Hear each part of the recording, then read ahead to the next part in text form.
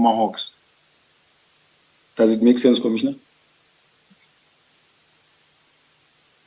How I came to knowing who is he talking about.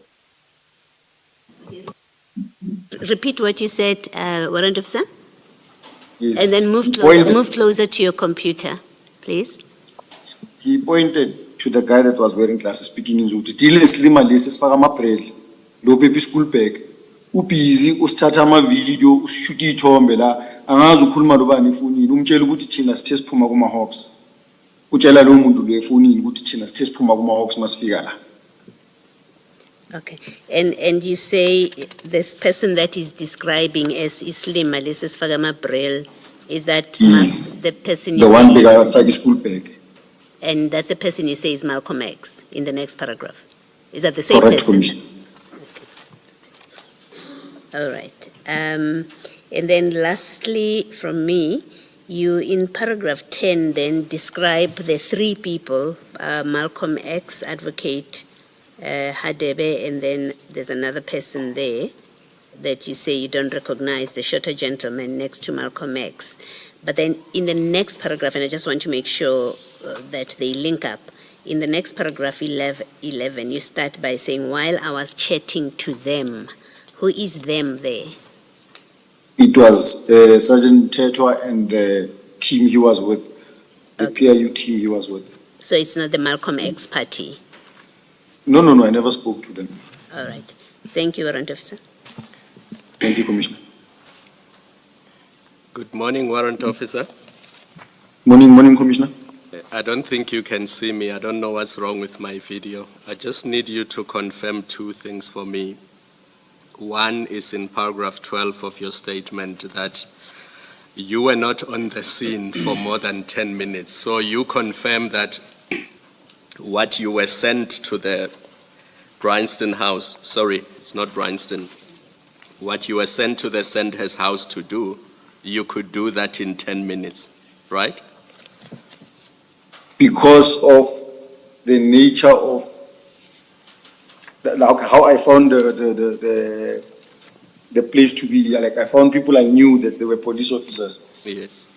So what I'm still uneasy about why the other Hawks members were there for 50 to 60 minutes, because it's quite clear that what the Hawks were sent there to do, and your team actually confirms this, you could do that in 10 minutes and leave the scene. They didn't have to be there for 50 to 60 minutes. But I just need you to read paragraph 14 of your statement into the record. I'm more interested in the third sentence, but just read all of it into the record, please. There was no reason for me to interfere with anyone's duties. As soon as we arrived on the scene, it was clear to us that it was a legitimate police operation. I interacted with the members that I knew. I did not ask them about the details of the operation. It was none of my business. Thank you.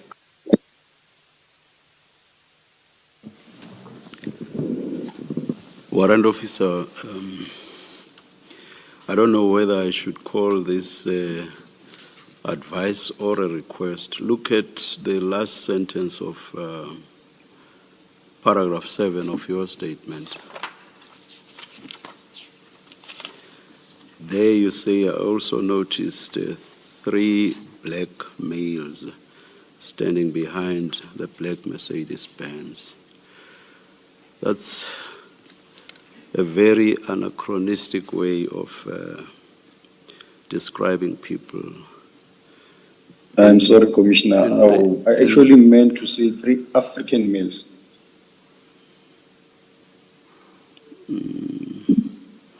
I'm not sure that you even want to say that. You saw three men standing behind the black Mercedes-Benz. Did it matter if they were black or white or African or white? Didn't matter. Race there is totally irrelevant. This has everything to do with how you would find people described, especially in trials. It would be a Bantu male, a Bantu female, black male, black female, when race had nothing to do with it whatsoever. From now onwards, you should please try to avoid that. If race is irrelevant to what's spoken about, there's no need to specify it at all. Thank you very much, Warrant Officer.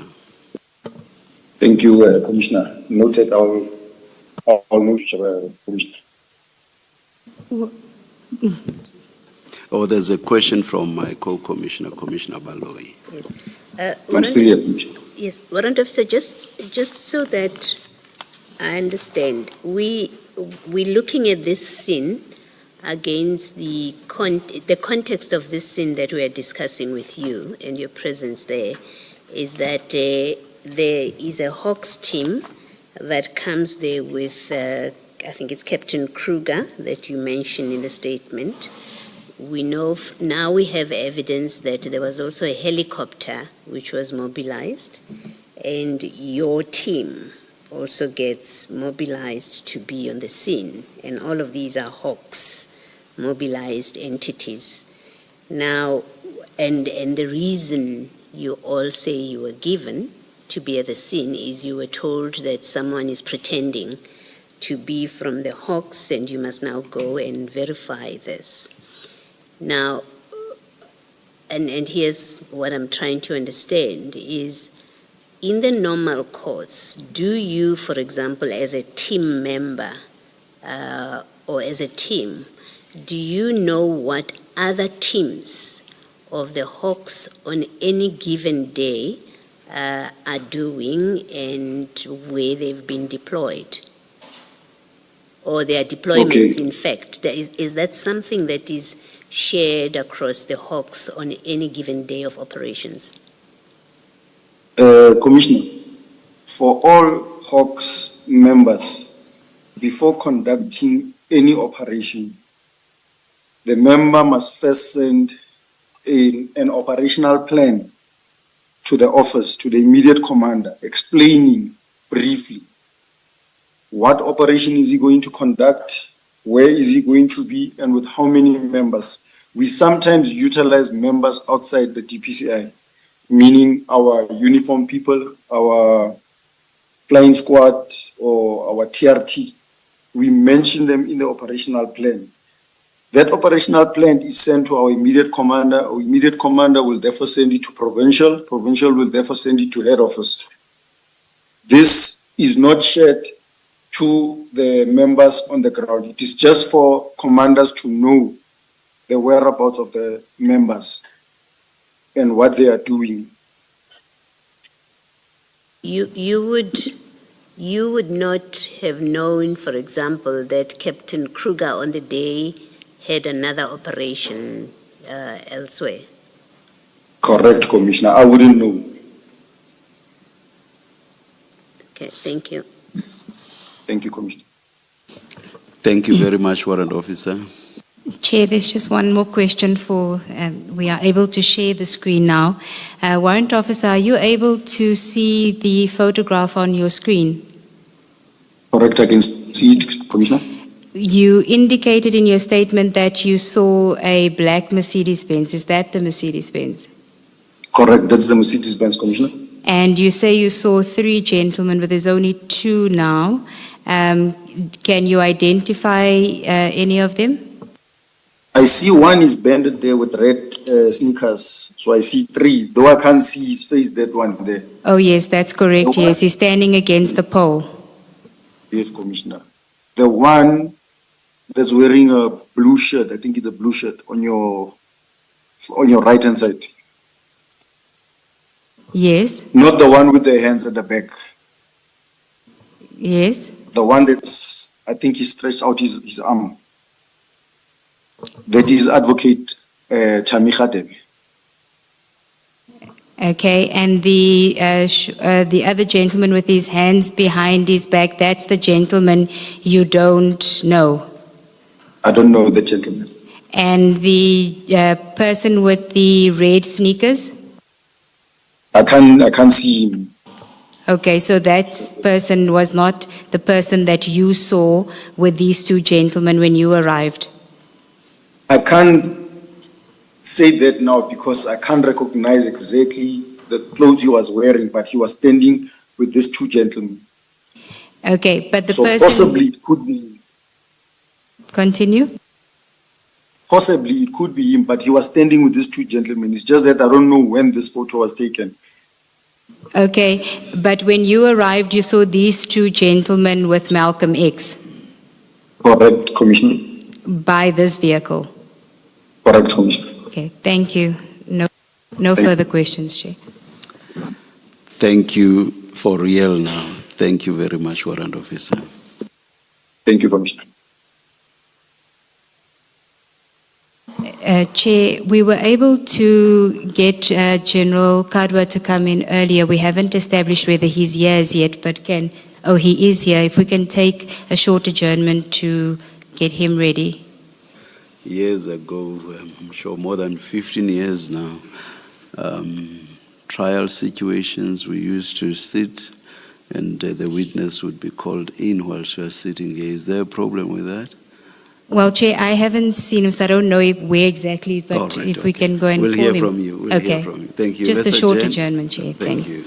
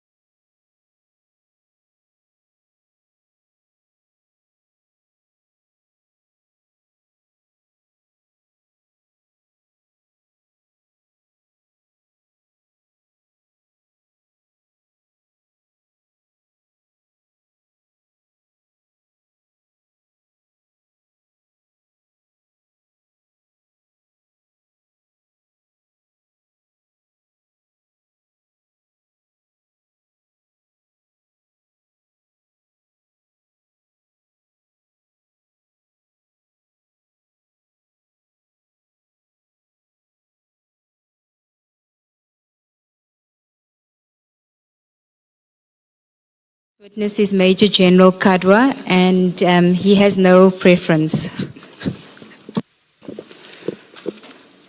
Good morning. Is it still morning? Good morning, General Kadwa. Please place your full names on record.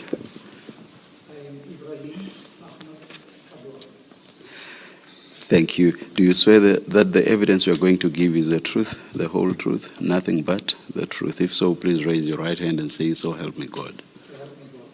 Thank you. Thank you, Chair. General, could you please just switch on the microphone and leave it on? Yes, just the one. Thank you.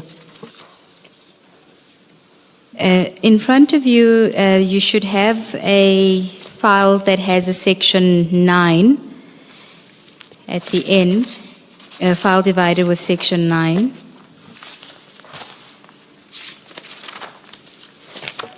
Section 9, that's my statement. Yes.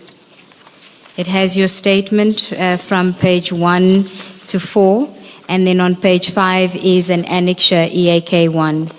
It's an unsigned statement, and you'll sign it when you're done with your evidence, but do you confirm that this is your statement that has been prepared for purposes of you giving evidence today? Thank you, Commissioner. I do confirm that this is the statement. Do you confirm the correctness and truthfulness of the contents of the statement?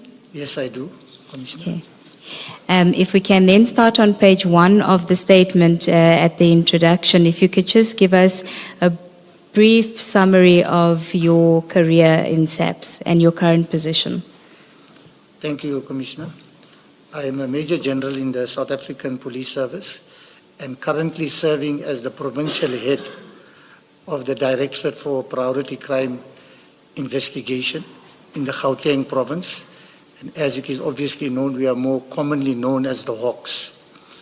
I enlisted in the South African Police Service in November of 1985, and I've now just completed 40 years of uninterrupted service in the police. And most of my operational career in the police has been spent working in the narcotics as well as the organized crime environment. I've been in the Hawks since its inception, when we were officially established in July 2009. And in this current capacity as the provincial head of the Hawks, all the members in Gauteng province in the Hawks, regarding the operations that they are undertaking, as well as the personnel, I am directly responsible in terms of running those operations and accounting in that respect. There are 6 components that are within the Hawks in Gauteng that we are dealing with. If you want, I can name them. No, I don't think it's necessary for these purposes, but it may become necessary as to the team that had been sent out on the 6th of December, if you would then at that stage identify which component they fall under. Thank you, Commissioner. So then, if we can then proceed to page 2 of your statement at paragraph 3, you of course know that you are here to speak about your participation or involvement in the events that transpired on the 6th of December 2024. If you could just take us through that, please. Thank you, Commissioner. So on the 6th of November, which was a Friday. December. I think November is now embedded in my head, sorry. Yeah, on Friday, the 6th of December, 2024, at around 16 hours, I was on official duty and I was on my way to the Hawks National Excellence Awards, which was held here in Pretoria. At that stage, I received a telephone call from our former national head, General Lebia, who recently retired. And on this call, he inquired whether I was aware of any Hawks operation underway in Sandhurst, in Johannesburg. My immediate response to General Lebia was that I am not aware of any operation that is undertaken. Then General Lebia instructed me to verify whether any of our units were conducting such an operation in Sandhurst. And then he WhatsApped me the specific address, which was 137 Empire Place in Sandhurst. When I received this instruction and speaking to him, I literally understood it to mean that I should send our members to go and specifically verify if there are Hawks members operating on that particular address. I had no knowledge where General Lebia got this information from. I just basically received whatever the information that would have come along, Commissioner. General, if I can just ask you at this stage, did you ask General Lebia where he got the information from? Commissioner, I did not. I did not question the source of the information. Because he was calling as a national head, I accepted it that he is requiring myself to follow this up. Okay. Please proceed. I think we're now at paragraph 4. Yes. I then contacted Colonel Serfontein, who is a unit commander of Johannesburg Serious Organized Crime Investigation, to send members to verify if the Hawks were indeed conducting an investigation at this specific address, and I sent him the message via WhatsApp. So in terms of the Hawks in Gauteng, we basically mirrored according to the police districts that they are utilizing. So the Johannesburg unit will have the serious organized crime, the serious corruption and serious commercial crime that will be covering that jurisdiction. But when I called Colonel Serfontein, he also was not aware. And considering it's Friday afternoon, I basically took it upon myself to just ask him rather to, and he never know about the operation. And I basically instructed him to send members to go and verify if this was indeed a Hawks operation. And at this stage, were you still on your way to the awards when you had the conversation? Yes, I was still on my way to the awards. Okay, at paragraph 5, you may proceed. Okay, so as I was on my way to the awards, to the best of my recollection, I was not aware now of how many phone calls or whatever it is I would have had with Colonel Serfontein, because one would allow them time to go and get things done. But when I arrived at the Excellence Awards in the east of Pretoria, we basically would assemble as the senior management of the Hawks, together with the dignitaries that would have been invited to a VIP waiting room. And whilst I was there at the VIP waiting room, in engaging others, it is then that I also got an impression, because people were inquiring, General, you know about any operation that the Hawks is undertaking and that kind of things. So from there I could already see that others were already kind of picking up something. But I cannot remember the granular details, but I did remember that at some stage people were indicating that the Hawks were doing checks also in Johannesburg relating to this similar issue, if I can call it that way. So that is when I also learned that this thing. But as I said, I don't have the granular details of those discussions. It's people were talking in that this thing. General, before we go on to the next paragraph, I just want to clarify one or two issues. In your statement, you say, to the best of my recollection, I did not follow up with Colonel Serfontein throughout the afternoon. Earlier in your evidence, you say you don't recall if you would have called him after that initial call. So I just want to clarify if perhaps there's an error in the statement. Are you saying that you may have called him after the initial call to follow up, but you don't recall, or that you didn't follow up with him? No, it is possible that I would have called, but as I said, I don't have the benefit of the messages now. So, and as well as the itemized billing for me to have checked. So I wouldn't be able to give any further explanation on that. But to the best of my knowledge, I may have called him. And other than the initial call from General Labia, did you have any further interaction with General Labia via phone calls before you arrived at the awards? Not to my recollection. So if you did follow up with Colonel Serfontein after the initial call, it would have been of your own initiative, not that there was somebody following up with you on Absolutely. progress. Okay, and then you say you don't know the finer, or you can't recall the granular details of what transpired when you arrived at the Excellence Awards, which gave you an impression that it was not just you that had been asked to inquire about whether there was a team that was conducting an operation.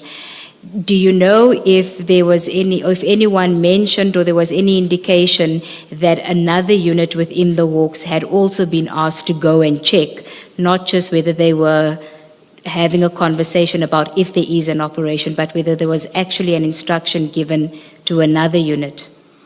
I don't think I would have got it in so much of depth. But as I said, when we were there were people initially inquiring from me, General, do you know anything about this and whatever? And then as the process was going on, remember it's VIPs and whatever, but I would have picked up later where there was an indication that there were checks done also in Johannesburg. So that's how I would have put two and two together. But I didn't go to any detail in that regard. Would one of those people that you had interacted with, would it have been General Mboto? It's possible. It's possible. Because when I would arrive there, you know, the usual protocol, you will be greeting your colleagues, including your head office personnel. So I would have met him there, and there's a possibility he would have spoken to myself. But as I said, I never, at that stage, thought it now necessary now. I can't recall now. And as the provincial head, Who do you report to? But in terms of the reporting lines, we are directly accountable to the national head of the Hawks. So you would have at that stage reported directly to General Labia? We're reporting directly to General Labia, and it remains like that in terms of the protocol. Okay. Although if you take General Mboto's position, he is the Divisional Commissioner for National Priority Offences Operations. So in certain instances, if there are operational matters that he is directly coordinating, then we will be accounting to himself. In other words, if it falls within his area of responsibility, you would have to follow an instruction given to you by him. Yes, Okay, but that was obviously not the case here. not because the national head would have been the one who called me directly. Okay. I just want to confirm again. So you did have a conversation with General Mboto that day? I would have definitely greeted him. We would have chatted one or two things. It's possible he could have also checked with me on this issue, but as I said, I can't now recall that. Thank you, General. Then on page 3, you may proceed at paragraph 6. Okay, so yeah, so after some while, after about 18 hours, I think it may be more around, I'd rather say more around 18:30, because 18 hours will be when our function would have started.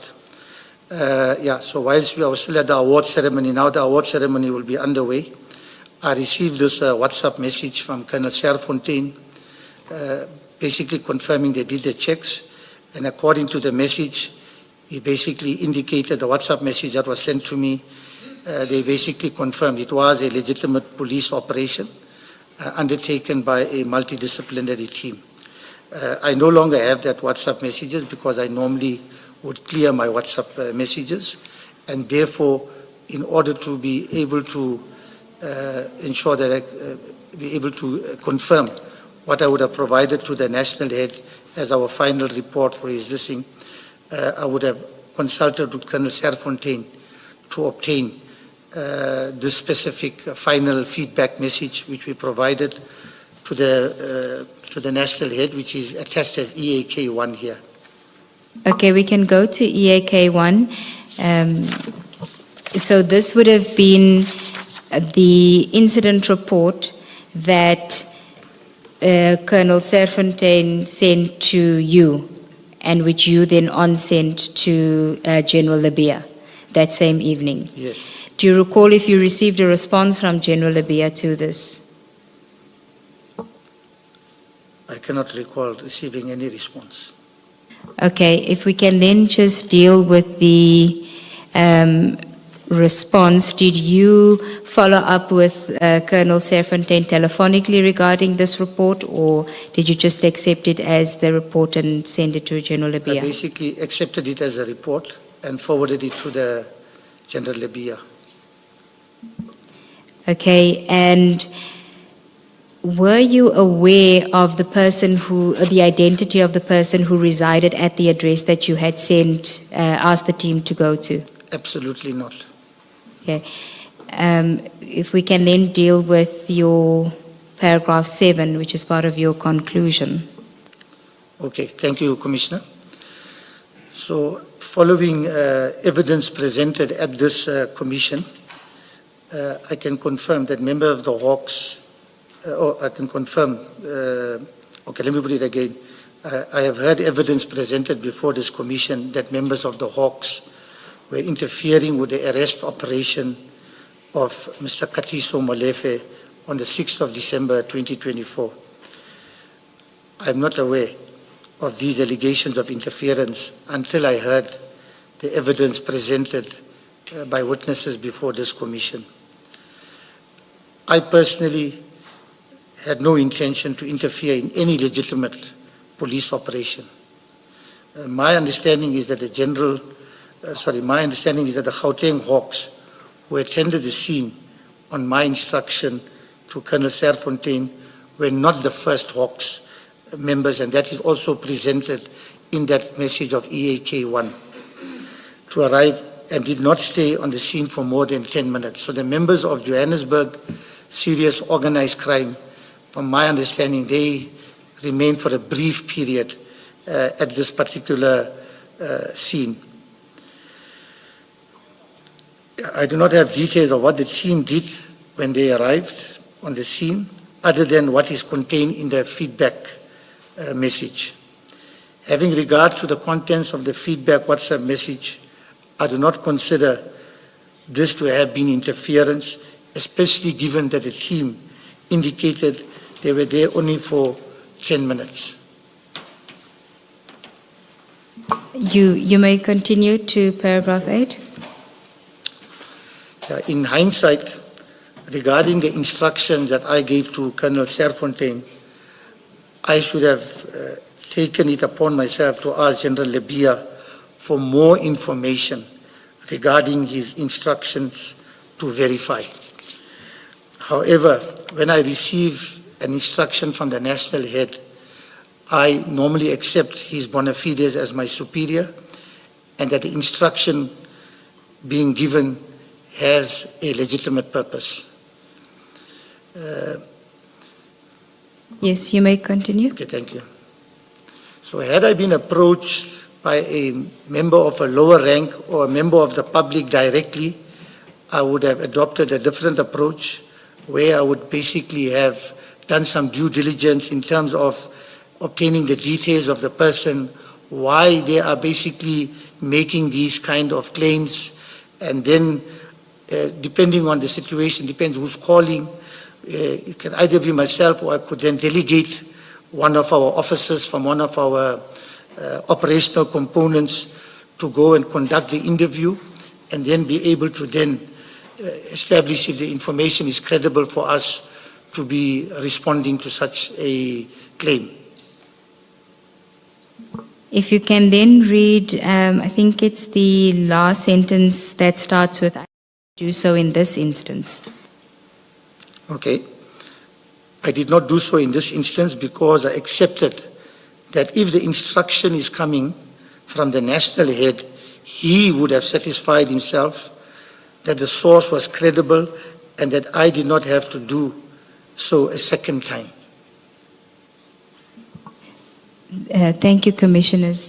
That's all the questions I have for this witness. Good morning, General. Good morning, Yes. Commissioner.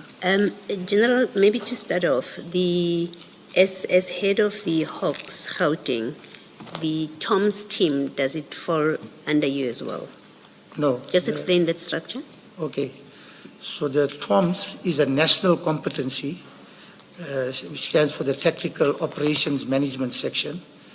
It is a head office based competency. However, it is there in the larger interests of the Hawks as well as the broader law enforcement fraternity. So what the Hawks will, what the TOMS will normally be doing is proactive operations, providing also tactical support when required. And in terms of the TOMS, we know that a lot of the operations they are doing, as I said, they are serving the broader law enforcement fraternity.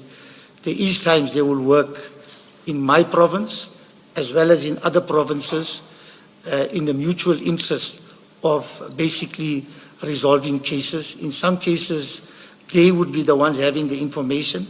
In other cases, they will receive the tasking, but they report directly, as I've indicated, in terms of our command structure, to the Divisional Commissioner, National Priority Offences Operations. In this case, is Lieutenant General Mboto.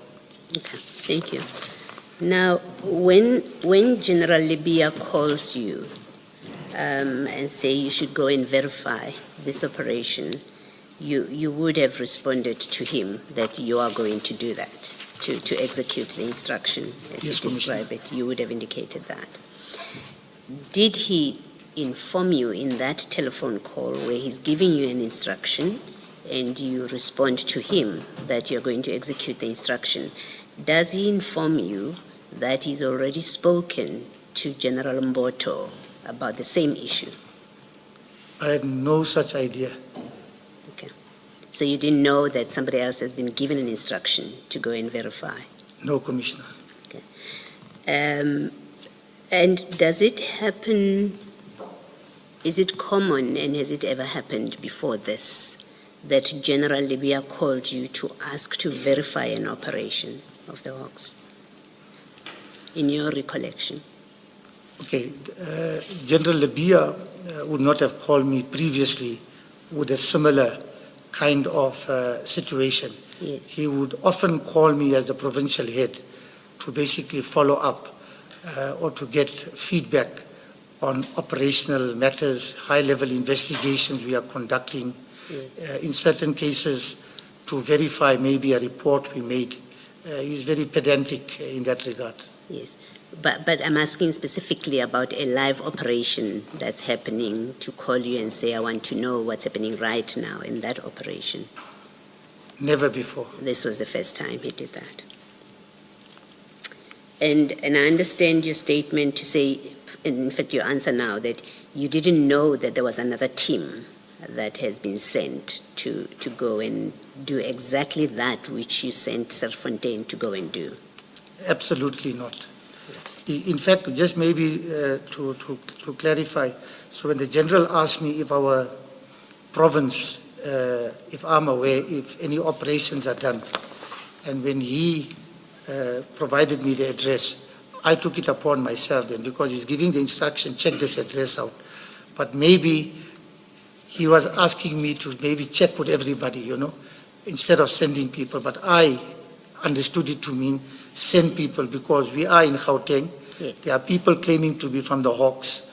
And in terms of our reputation and with the national head calling, it was going to be very important that we be able to do that. Yes, but the point that I was seeking to establish with you is that you didn't know that General Mboto was also looking at the very same issue that you've been asked to look at. Not in this case, until I arrived at the venue, Yes. and then I got a sense there was another team that was there.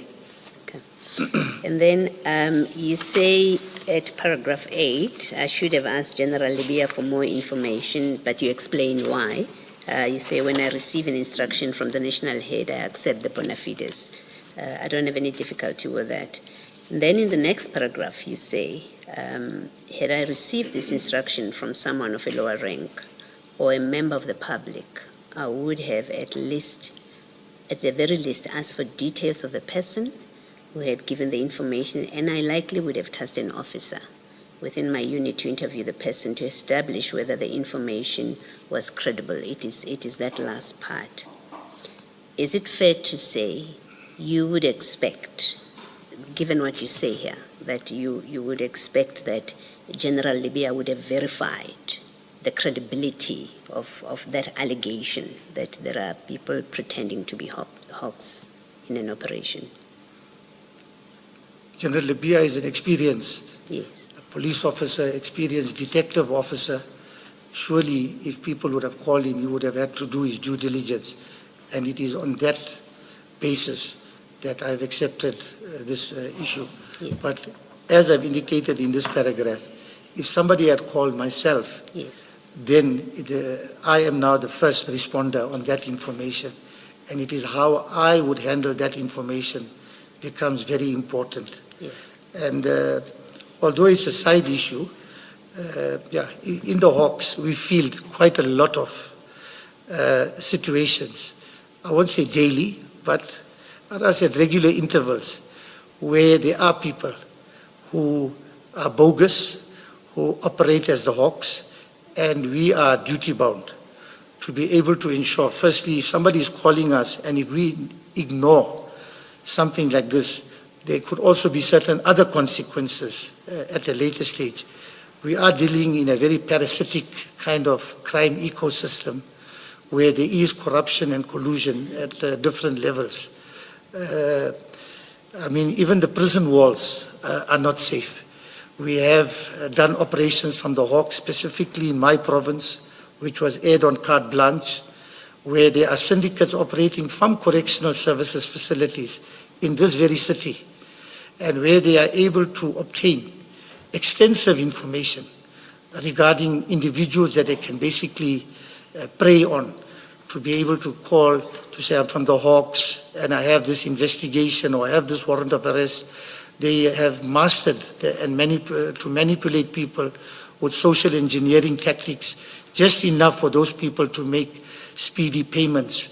And we have successfully dealt with syndicates involved in that way. We have people who would be calling in all kind of mock-up situations where people will call ordinary people, even pretend they are sitting by some form of police things. We had instances where people would have called me whilst I was the provincial head and claiming that they are from the Hawks, and there would be people were telling us they've been wearing Hawks golfers. We would set up sting operations. We have arrested people. Not want to go into it because these cases are before court, but I'm just giving Commissioner a lowdown of the kind of realities that we would be facing with. And I think the important thing in this position of trust is we have to be receptive and responsive in the way we deal with people. And in your responsiveness, you still verify, check the credibility of the allegation. I imagine if I called you in the morning and said there are people here, that will not be sufficient for you to send 5 vehicles to my property. There would have to be certain amount of, I'd rather say, during that telephone call, or depends in what way the persons approach you, just to get some sort of basic before you deciding to what risk levels or threat levels you are going to take such a response forward. Thank you. Thank you, General. Thank you, Commissioner. Thank you, Chair. It's still morning. Good morning, General. Good morning, Commissioner. I keep looking at my watch because I can't say good morning after 12. General, is there some tension that you are aware of between the Hawks and the subs or the task teams that were executing the operation in Sandhurst? Let me talk about myself first. I think the way we operate, because we are very much about collaboration, it is very important that we are not transactional. It is very important that we maintain very strategic partnerships in dealing with people. From myself, I think I normally enjoy quite I'd rather say, courteous relationship with my counterparts and able to get ourselves moving forward in doing things. But to answer your question, I think it would be a big lie if I told you that there was no kind of simmering tensions in certain quarters. But I think the most important thing as a professional police officer for us is to ensure that we subscribe to our code of conduct, our oath of office, and be able to ensure that service delivery is professionally executed to our nation.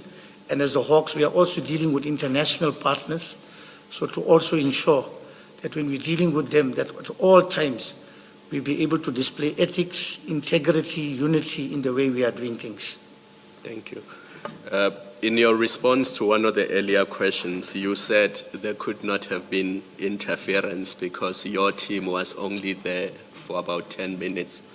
What, in your view, would constitute interference? If they were there for an hour, for example, would you regard that as interference? I think the most important, if you're looking at interference, is what exact conduct those members would have done. If they went there to try and do things that would be improper in trying to say, we would want to know where you get this and starting to verify things, I think then you're getting into this. But from what I heard in the testimony here, I am very satisfied that there was no interference by our officers or other officers, because they just basically did the basic thing to go there. Once they confirmed they were police officers, they got some basic details and they basically would have left. So for me, that is definitely not interference. No, but let's take a step back. In the middle of your answer, you said if they started asking questions and started looking for things, that would be interference. Did I understand you correctly? Now, if they start if they're starting getting into deep stuff. But I mean, if you say, who are you, where are you from, that basically, there is no interference in that. Because So if they said, you've told me that you are executing a J50 or J51, let me see it. Let me satisfy myself that you are in possession of such document. Would that be interference according to you? I think that is going to be going in that bounds, if you really now, because once you have confirmed they are police officers, once they have explained you they are doing an operation, I think that is sufficient. Now, if you are really demanding these other things, then it will be a problem. Perhaps if the people were refusing to show you their appointment certificates or give some basic credentials, then you can see there may be a reason for us to follow up that. For example, there are instances where people will claim, maybe not necessarily to be from the Hawks, another area that they like to use, we are from crime intelligence. And they will go to certain premises, and the way they will operate, they will able to do things, I'd rather say in a way, and get away. But when officers are responding, you will find that in checking up on that, you will find that they are police officers, but not necessarily from crime intelligence, because they're trying to use another police division so that if anything has to be done at a later stage, you'll be already on a wrong track. But if you do those basic things, that is not interference, Commissioner. Really, I think that is where they have at least checked, because when you give feedback, your principals may get back to you to ask, did you write down the names of the people? Because today we are operating in an environment where many things, as I indicated, there are people even cloning police vehicles, rapid response vehicles, where the TOMS team, when I was the acting component head for organized crime investigations, there was an operation undertaken by the TOMS team where there were cloned vehicles used to rob delivery vehicles operating from the airport to various areas of Midrand and Pretoria, carrying high value items like cell phones and that. And in that instance, the syndicates were wearing police bulletproof vests. They would be wearing some sort of police uniform, enough to kind of this thing, and actual cloned vehicles. So it just shows you to what extent we are dealing with a parasitic criminal ecosystem. General, you've listened to all the evidence and you've also heard from your subordinates. Can you think of any reason why the members that were executing the takedown would regard Hawks' presence and conduct on the 6th of December 2024 to constitute an interference? Can you think of any reason? Okay, to be very impartial, surely if you are executing a legitimate operation, bona fide, you want to be able to concentrate at that operation, because you are working at a high-risk environment, looking at the operation they were conducting, looking at the broader evidence. So surely you do not want all these sideshows, because concentration has to be given. But it is in this case, when the Hawks is receiving the issue, and as I said, I only received the information on the back end to say people are claiming to be from the Hawks. We are just checking that part. There I cannot see any interference. But if we went and did something beyond that, then that will be interference. I can also tell the commissioners, I have worked as an operational officer in narcotics and in the organized crime for the vast portion of my career. And in many areas we go, we will get the flying squad, we will get the highway patrol, we'll get the local police station, all coming to that scene. They want to see who exactly is there, because certain communities in this crime ecosystem we are in, they will call the station commander, the community police forum, and they find ways and means to come and check. And the best way to deal with that is the normal interpersonal relations, to be courteous. You will go out, you will, for example, we operate in certain communities where people are dealing with a lot of cash. For example, in the Chinese community. And in the areas that they stay, they maintain a close relationship with the police officers or with the station commander. And I know when we have been doing operations on suspected brothels in some of these areas, we'll be running sting operations. Whilst we're there, then you will find either if we're doing observation duties or if we just done the operation, then there'll be people from the flying squad or the local station calling to say, General, you'll never announce your presence here. But at the same time, I will explain to the station commander, once we do an arrest, we have to come to your police station to register the case docket. But we cannot tell you in advance for operational security. We are dealing with a high-risk kind of organized crime environment, and more of the operations we do have to be indoctrinated for the ultimate success. And lastly, General, what have you learned from this unfortunate episode? It seems to me that there is no proper communication between SAPS and Hawks and various units within law enforcement. Because if there was, at the level of generals, somebody could have inquired from SAPS, do you have an operation in Sandhurst?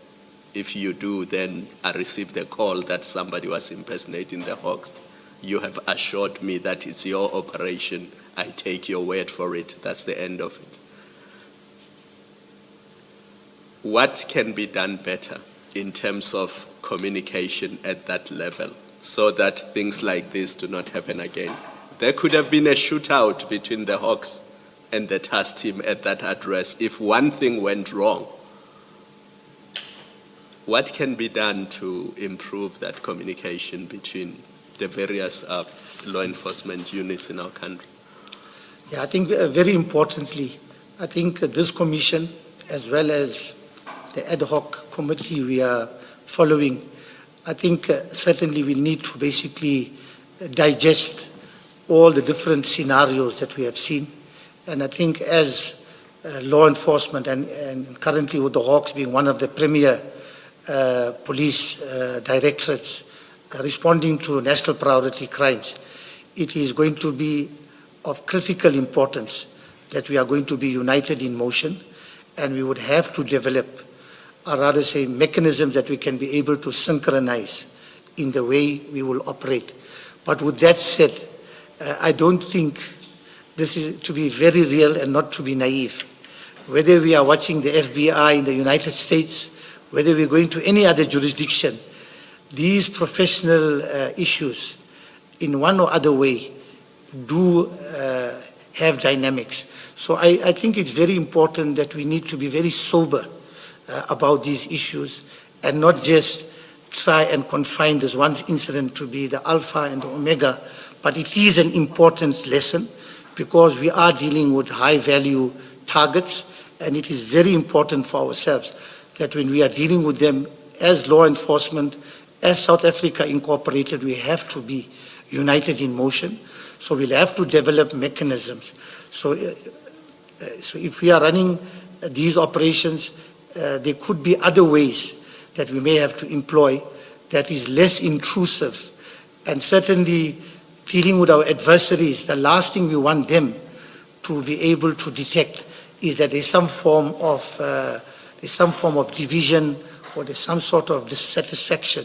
So we have to develop a very pragmatic, a very high level kind of structured approach in which operations. But with all that said, I can assure you that things still have to be indoctrinated. I think what we are following in this commission, what we are following elsewhere, we are dealing with high levels of collusion and complicity, and you have to be very, very tactical and strategic in the way you basically execute successful operations.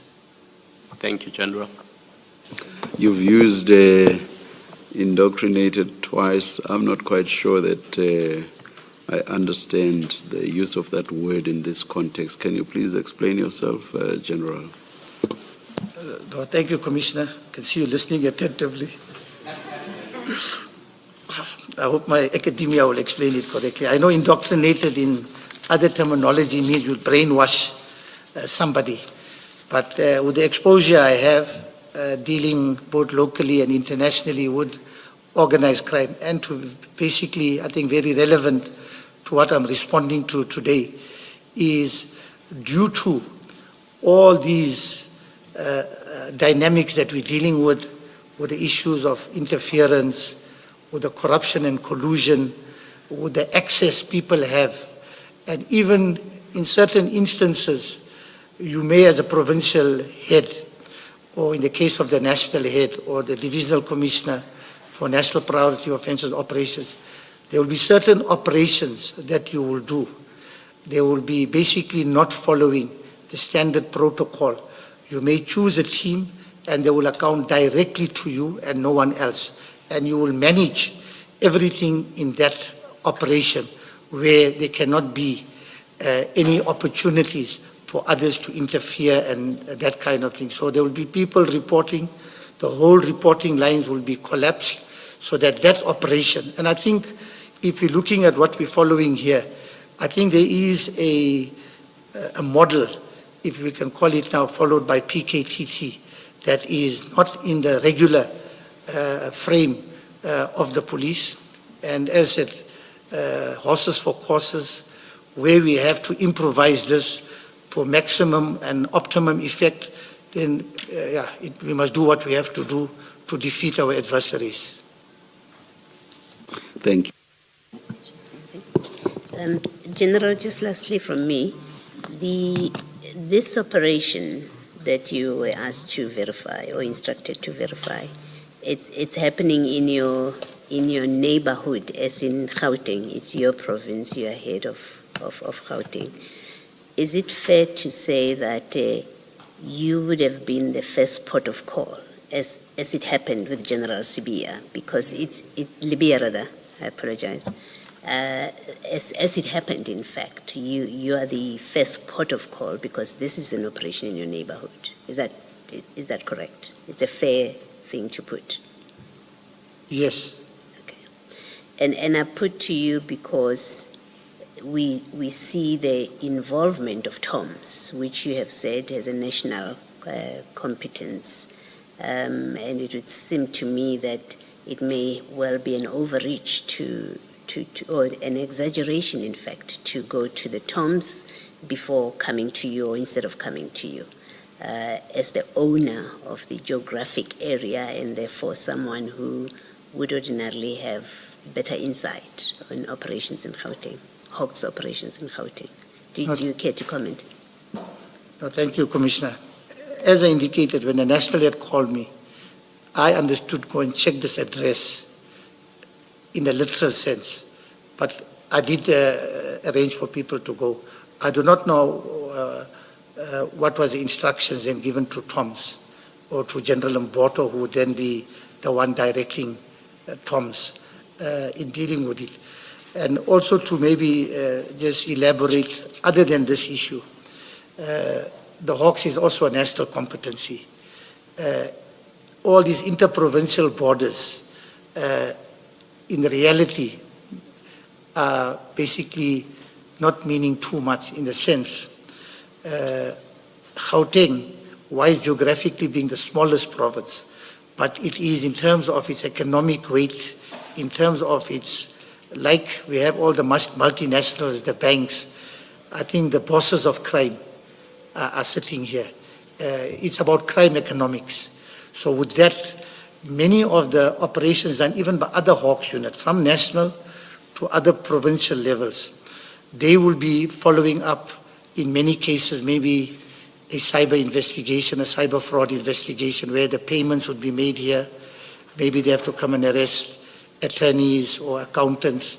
And even in that case, as I indicated about the indoctrinated approach, the provincial head of that province, he will make his own risk assessment to say, can I call General Kadwa before to say we are operating in your area?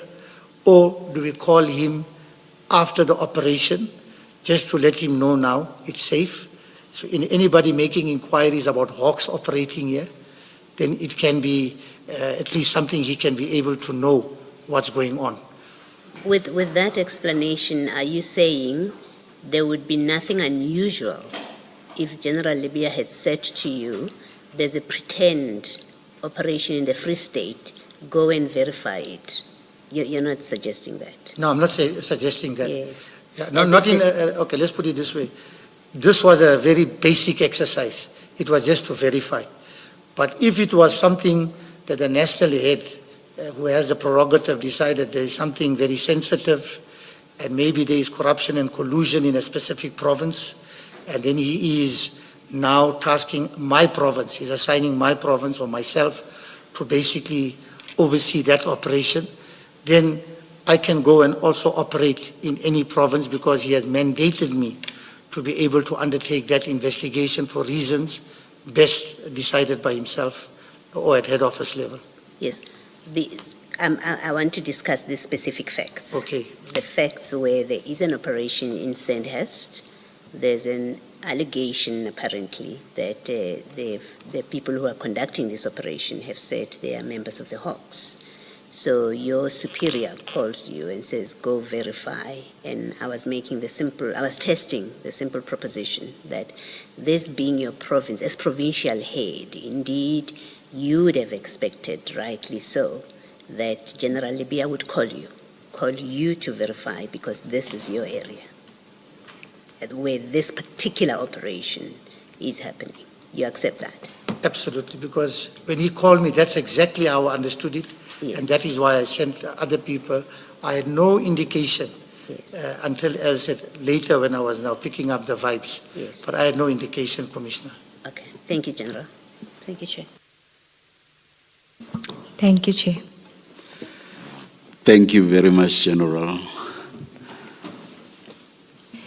Chair, those are the witnesses for today. We had scheduled Brigadier Mokoena to return, but he's only available tomorrow, and so we will slot him in with the other witnesses that are scheduled for tomorrow. So we would adjourn early today, Chair. I do not know how your scheduling stands, but just a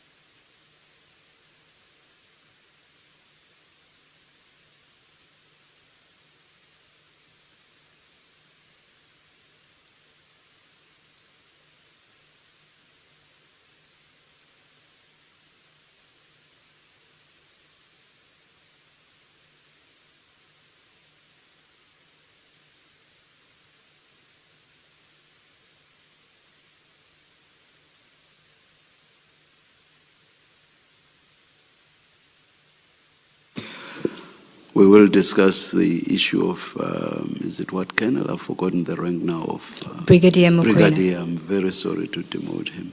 Brigadier Mokoena. We'll discuss it in chambers, but from where we are sitting, we do not think there's a big rush with that. If it's going to interfere with your scheduling, it can wait until the new year. And I think there are more important.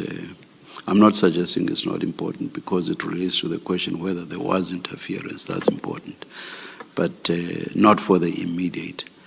But we are going to discuss. If you felt that there are time constraints and you were just pushing him in, take it from us that it's the sort of thing that you can easily think about having next year or in the new year. But we will talk about it. Thank you, Chair. More. So let's adjourn until 9:30 tomorrow. Yes, Chair.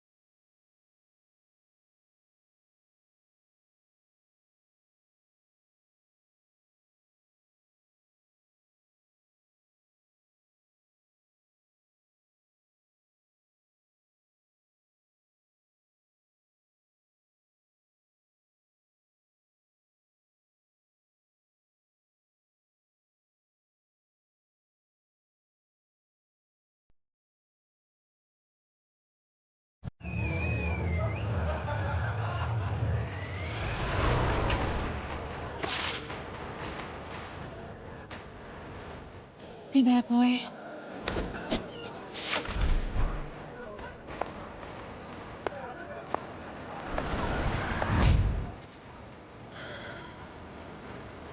Hey, beautiful.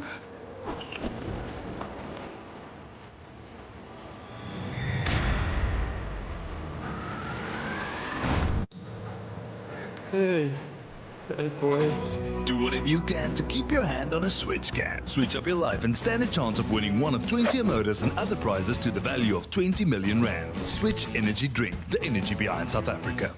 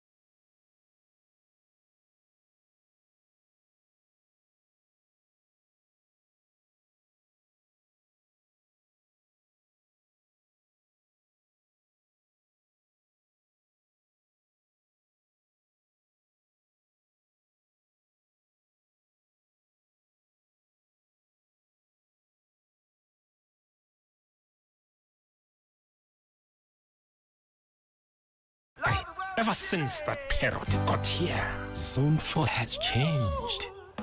Gas is not gas anymore. Ah, so smooth, my chance. This bird is a bad influence. Now they speak funny. 2/4 for me and my baby gear. They don't even use cups. Always shitless. Smooth 6-pack, my fair too. Taxi drivers have changed. Dance moves have changed. Oh. Even me, I've changed. But this parrot made us all smooth. And nothing is smoother than Tropica.